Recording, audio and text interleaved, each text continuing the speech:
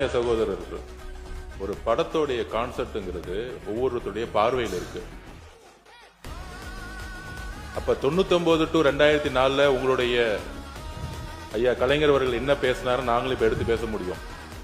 RSS இயக்கம் சமூக இயக்கம் சொன்னது இதே அவையில, அதையும் நாங்க சொல்ல முடியும். அதனால மானிய கோரிக்கைகள் விவாதம்ங்கிறது நான் திருப்பி பதிவு பண்றேன். இதோட 4 முறை அரசை குறை சொல்லி பேசிக்கிட்டு இருக்காரு. நாங்க அமைதியா கேட்டுட்டு இருக்கோம். யாருடைய பேச்சிலையும் நாங்க குறுக்கிட வேண்டிய அவசியம் இல்லை. ஆனால் குறைகளை சொல்லணும்னா நாங்க 50 வருஷ வரலாற்று நாங்களும் எடுப்போம்.